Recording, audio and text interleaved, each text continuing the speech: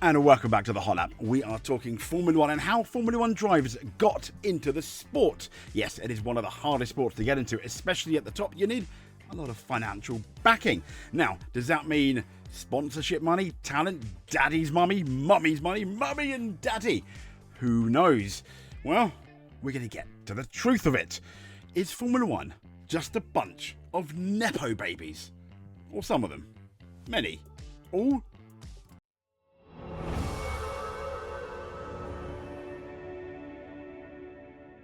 And here we go. We're going to look at each of the Formula 1 drivers, looking at their parents and occupations, like a quick summary, the background. For example, we're looking at modest, middle class, if they're very affluent, very wealthy, the support level. We're looking at the parental financial support, which is very interesting. Some external backing and team sponsors, and key factors that kind of helped or hindered their way into Formula 1. And we're going to go pretty much team by team. So we are going to start with Alpine, believe it or not. And here, Franco Colapinto. So his father is Italian-Argentinian. His mother was, I think, part Ukrainian and Argentine. And their professions, let's just say, it's quite hard to get any information. Probably because they're not very public. But what we did get is, the reports are that his father sold the family house to fund his Formula 4 season. I mean, that, in terms of that is a very high sacrifice. Selling the house to fund the key championship. And then, luckily, Williams and then Alpine programs, sponsors in Europe. So this is, as we've heard before, another case where the families are stretched. The family is stretched and they put risk and finances heavily. Before, obviously, the teams ended up stepping in and seeing Franco Colapinto's talent, which is good when you think about it. So, next up, we have this man here, Pierre Gasly. So, Jean-Jacques Gasly is a former racer. Later, he became a business owner, and his mum was a businesswoman running a merch and family business. So, in terms of both parents, you're looking at quite supportive, like upper middle class. They were both business owners with a motorsport history, a motorsport influence, if you will. So the parents, though, they did move mountains and put their own lives on hold for 15 years to fund and help Pierre Gasly into Formula 1. But then you had the Red Bull Junior team in the French Federation support later, which greatly assisted it. But if it wasn't for the parents basically giving that initial leg up, it wouldn't have happened. Solid backing, but maybe less sacrifice in terms of finances, maybe in time, but solid backing with significant family sacrifice. It's, I guess, the way we can talk about Pierre Gasly.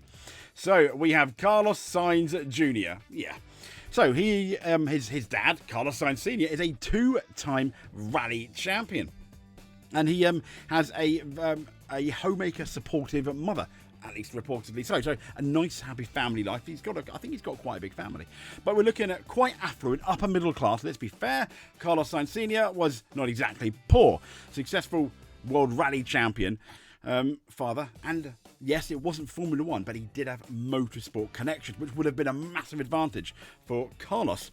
So his family racing status and money definitely eased him into his junior career. Sometimes names can be a curse and a blessing. Then Red Bull signed him up, went with Toro Rosso and sponsors. Very, very nice. But he does come from what is known as motorsport royalty. So massive connections as well as funding. Having said that, he's not a bad driver at all, is he? But let's look at his teammate, Alex Albon. So, father of Nigel Albon was a former touring car and GT racer. And obviously, he has a mother known as, Can Kamal or Minky Albon, I'm reading. Thai businesswoman, later sadly convicted of fraud. However, let's move on. We're looking at like middle class, financially unstable in terms of if they wanted to get their son into Formula 1. Some earlier wealth initially, but they had major legal financial issues in relation to the mum's fraud case. So we're looking at like a family support was kind of medium, racing father and family support. But let's be fair, it was not limited and it was certainly disrupted. But when the Red Bull Junior team came calling and later Williams deals, so it did need external backing after the family's financial troubles. However, the family were able to give him a bit of a leg up, which is not too bad, which is, not bad at all. We're seeing that quite a lot Next up, Gabriel Bortoleto. So, Lincoln Oliveira, a CEO and co-owner of Brazil Stock Car Pro Series, the founder of another major company. The mother, though, we're not too sure about. So you're kind of looking at, in terms of Gabriel, very affluent. His father runs a large motorsport series, not team, we're talking series, and he built a big telecom fortune, massively rich then. So his family's racing team and resources obviously supported Gabby's career, and he is now managed by Alonso's A14, plus he has Brazilian sponsors. So a strong business and motorsport network behind him. Definitely so far, I think, along with Carlos Sainz, definitely two of the easier people making it into Formula 1. Yes, I know talent, but let's be fair, money in Formula 1, getting there, as we've seen before, trumps talent. Talent very much helps once you get to the top. So, not that I'm taking anything away from Gabriel Bortoleto. Next up, we've got Nico Hülkenberg. So, father Klaus Hülkenberg, who's the owner of a shipping company. So, let's be fair, pretty affluent, not as affluent as some of the others we've spoken about, but not ultra rich, but let's just say well off. So his family business helped fund karting and earlier single seaters, which would have been good. And if you go all the way back quite a few years, if you remember A1 GP Germany, he was in it. He had sponsors, solid backing, but it wasn't on, for example, the scale of some of the people like Gabriel Bortoleto. So on to Haas now, and here's an interesting one. Ollie Behrman. So, very talented so far. He's having a good year. But David Behrman, former and CEO of, I think, Avantum Group Insurance, and we're talking about hundreds of millions in revenue. The father basically leads a major global insurance business. So in terms of his help, it's going to be very high. Sponsorship described as key to funding his career. Yes. The Avantum, I think it's Avantum sponsorship, which is Daddy's insurance company. However, as we've seen, he's not bad. He did then get into the Ferrari Driver Academy with backing and Ferrari and Haas opportunities, as we've seen.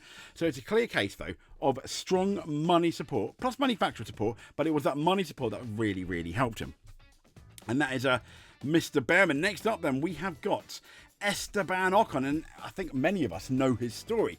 In terms of Lauren Ocon, was a mechanic, garage owner, and his mum came from, I think, Algerian Spanish roots, but we're talking very modest, very limited means, and the parents had a very high sacrifice. They sold, a bit like Colapinto, their house and garage, and they lived in a caravan to fund his karting. Think about that. They lived in a caravan to fund this guy's karting.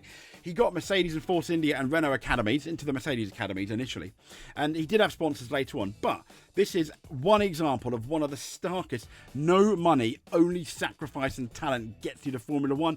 It can still happen, yes, but not as much as we think, sadly. But yeah, well, I mean, Esteban Ocon, write a book about it, maybe a movie. Isaac Hadjar. Let's talk about that. So Yassine Hadjar is a quantum physicist and R&D scientist. So not bad. And Randa, I think, his mum is an HR director. So you're looking at quite upper class, or at least middle class, upper class academic, but we're not. So they would have had lots of money, but not billionaire money, not Oliver Behrman's levels of money, let's say. The parents did support, and the dad acted as a kart mechanic, but he still needed external help to get in. So he eventually got Red Bull Junior backing, as we know, for Formula 3 and Formula 2 into Formula 1, but even up until that point, it's quite expensive. So he had strong intellectual professional background with his parents, decent finances, but not comparable to some of the rich list families on here. Next up then, we have the next V-Carb driver of Liam Lawson. So, Jared and Kirsty Lawson, they are from New Zealand. Their jobs are not fully public, so it was difficult to find out, but reports say they sold parents that sold their house to fund his racing. So quite modest, reportedly don't own a home after their sacrifices. That's absolutely crazy. So they sold the house. Imagine that, selling your house for your child to get a chance, and it's not a guarantee, it's a chance to get to Formula 1. And they had a very lean living until, throughout. So he was signed to the Red Bull Junior team, which is absolutely crucial from, stepping up. And one of the more extreme sacrifice stories on the grid. So, yeah, in a way, it's nice to see that the sacrifice did ultimately you kind of pay off. So here we go. Fernando Alonso, a familiar face. His dad, I think Jose Luis Alonso, I hope I've got that right, is a mechanic and explosives worker, apparently. That's really cool. And an amateur karter. And his mum is a department store worker. So you're looking at, let's be fair, very middle working class. The parents, though, they did fund earlier karting, but as you know, even go-karting is very expensive. Luckily, due to his talent, sponsors and team owners, Adrian Campos were Fernando's managers and were vital for his move up. If you remember, he started in 2001 in Minardi. So he had talent, but very modest roots. And he had to win to attract sponsors rather than rely on his family's own money. So yeah, another almost rag to riches, which is quite the opposite of this man here. Yeah, I know. It was only a matter of time until we get to Lance Stroll. So, Lawrence Stroll, as we know, his dad is a fashion tycoon, Aston Martin F1 team owner, interesting, billionaire, and his mum is part, I think, was in the fashion industry. So we're looking at a multi-billion pound family, extremely wealthy. In terms of his father helping him to get into Formula One, well, he did. He bought his own team. And he helped pay the way to Formula One, somewhat controversially so, by owning, I think, one of the lower Formula teams as well. His father funded his entire career ladder. Buying Prima, Force India, and ultimately that turned into Aston Martin. But once in F3 and F1, he's effectively raced in teams his father has funded. One of the clearest money is no object cases on the grid. One of the clearest, he's sometimes solid, but one of the clearest, money don't buy you no talent. Lance really doesn't. Nope. Oh, Lance. So we're getting up near the big boys now with Kimi Antonelli from Mercedes. So Marco Antonelli is an ex-racer and owner of Antonelli AKM Motorsport team. And his mum, Veronica, also worked in motorsport. So we're looking at they're fairly affluent in terms of up there. Not as rich as some of the richest, but the family owns a successful racing team. In terms of his father, we're looking at a high. I mean, it's, the family pretty much funded his infrastructure, supported his karting, I think, all the way to Formula 4. And he was then a Mercedes junior from what was quite a young age. But he had talent. He grew up inside a racing team, huge technical support, and early link to Mercedes. It's almost like the moment he was born, he was destined to be a Formula One driver. So, yeah. So, let's have a look at his teammate. And his teammate being George Russell. So, his dad, Steve Williams, a small business owner, and Alison is a hairdresser. They both ran karting logistics. So, they had a small family business, but we're not talking rich at all. Comfortable? Well off, but in terms of getting into Formula One, it was quite a high sacrifice. The parents sold their business, considered selling their house, invested 1.5 million over the years to get George Russell ultimately seen into Formula One. He did have some help though. He was a Mercedes junior in the end, but you need the money to get there. A British Federation support as well and sponsors, and this was once again a classic sacrifice story. Big financial stretch, and then Mercedes, thank goodness, noticed the talent that is George Russell. So we're not finding as many rag to riches as many Nepos as I thought. So the grid is not full of them, which is good. And Oscar Piastri, well, is he one? Well, we'll see. He's certainly talented. He was leading the championship this year, and he may do again. But Chris Piastri, he is an engineer, the dad, and co-founder of HP Tutors. It is an automotive software company. So we're talking a fairly affluent and successful tech entrepreneur, a company that's been valued in billions. So, yeah, he's got a rich family, and they sponsored much of his junior career. Backing plus talent let him choose strong teams. Alpine, with the Alpine indicator, and then Mercedes. So, he is talented, but he got there with a lot of help from his parents. So Lando Norris. Well, his dad, Adam Norris, is an entrepreneur, an ex-director of Hargreaves Lansdown, which is worth 200 million. A very wealthy man in the UK, and I think his dad is on the UK rich list. So a heavily funded until he got to Formula One. Funded karting, funded junior, single-seated. McLaren did see him. He did become a McLaren junior driver for the Carlin and other pro teams and sponsors. But the initial, once again, that initial step up, big financial safety net and top equipment from very early on. And that massively helps when you're into go-karting. So we've only got two teams left. Let's talk about Charles Leclerc, shall we? So Hervé Leclerc, a Formula 3 racer. Pascal, ex-hairdresser. Pascal, I think that's his mum, but an ex-hairdresser. Yeah, it must be. Ex-hairdresser, salon owner. His step-grandfather founded a company, a manufacturing firm. But we're talking about fairly modest initially. Racing dad, but they weren't ultra-rich. Extended family business, though, did help some costs, and they were well off compared to some of the people on here. But in terms of support, it's kind of like medium when it comes to their family support. And the Ferrari Driver Academy, they were the ones that really helped. Once again, Leclerc was very talented, more talented than his brother. And there was strong mentoring from his godfather, Jules Bianchi, his dad, and he's obviously had some loss and emotional hardship. So if this guy does ever win the championship with Ferrari, it's going to be amazing. And they're going to write stories about it because he didn't have it. He's had it not as easy as some, more difficult than others, but there's been sacrifices and there's been tragedy and sadly everyone likes a tragedy in a film, don't they? A rags to riches, almost when things going on and then becoming a world champion. So if he does, I almost guarantee there's surely going to be a film about him. Next up, we have Lewis Hamilton. So as we know, his dad, I think a lot of people know his dad, Anthony Hamilton, he was a blue-collar dad, an IT engineer. He had multiple jobs, and in the end, he was later a manager. His mum, Carmen, was an office worker. So we're looking at very modest-ish, maybe, to middle class at best. Family faced money struggles. The dad worked up to 4 jobs to help fund Lewis. So we're talking a very high sacrifice, limited wealth, but the parents poured income into Lewis's racing, and thank God he was talented, because from a fairly early age McLaren saw this and Mercedes backed him from 13 in the McLaren program. This is one of the clearest not rich paths that relied on sponsorship and talent. So the family didn't have money, it was Lewis's sheer talent that made it possible. So well done. 2 left, 2 to go.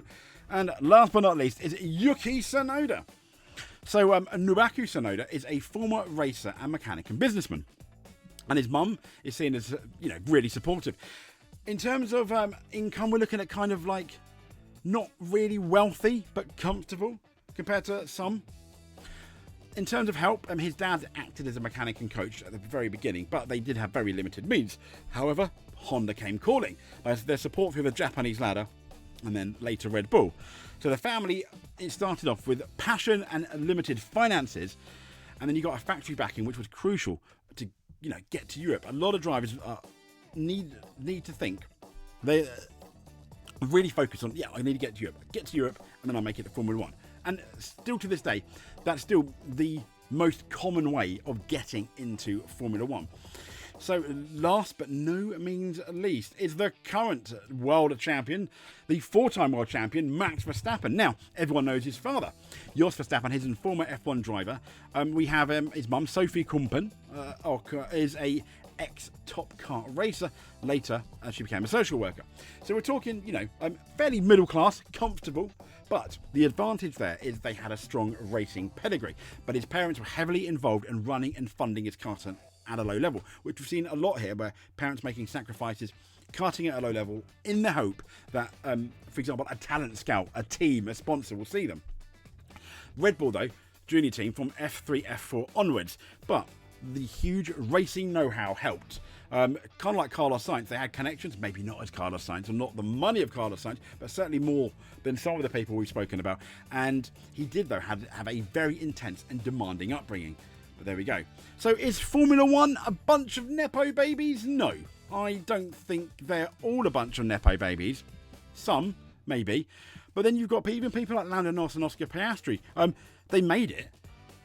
And they're beating or equaling, on occasions, people like Max Verstappen, Lewis Hamilton, etc. So they can't be too bad, can they? So yes and no is probably the answer. But there we go. If you made it to the end, please give us a subscribe. That would be absolutely amazing. If you're already subscribed, then just hit that notification button, hit the like button, and we'll no doubt speak to you soon. Thank you very much. This is where I hit the outro. Stay safe.